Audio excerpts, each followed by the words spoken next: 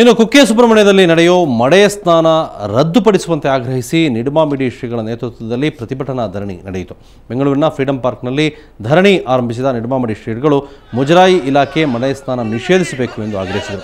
ಹೋರಾಟಕ್ಕೆ ನ್ಯಾಯಮೂರ್ತಿ ವೆಂಕಟಾಚಲ, ಮಾಜಿ ಸಚಿವ ಬಿಟಿ ಲಲಿತಾ ನಾಯಕ್, ರೈತ ಮುಖಂಡ ಕೋಡಿಹಳ್ಳಿ ಚಂದ್ರಶೇಖರ್ ಸೇರಿದಂತೆ ಹಲವು ಪ್ರಗತಿಪರರು ಸಾಥ್ ನೀಡಿದರು.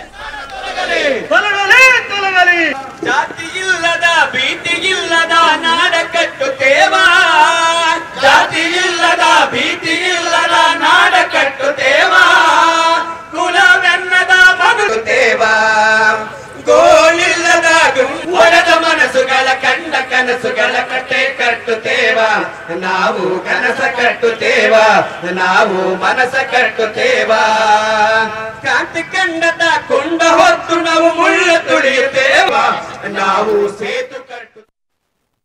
ಅನಿಷ್ಟ ಪದ್ಧತಿಗಳನ್ನ ಸರ್ಕಾರ ಕೂಡಲೇ ನಿಷೇಧ ಮಾಡಬೇಕೆಂದು ಕರ್ನಾಟಕದ ಬಹು ಜನರ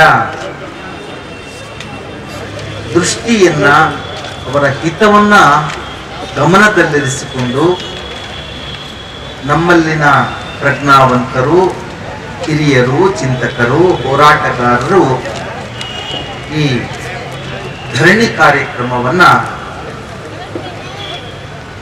ಹಮ್ಮಿಕೊಂಡಿರ್ತಕ್ಕಂಥ ಸಂದರ್ಭದಲ್ಲಿ ನಾವೆಲ್ಲ ಪಾಲ್ಗೊಂಡಿದ್ದೇವೆ.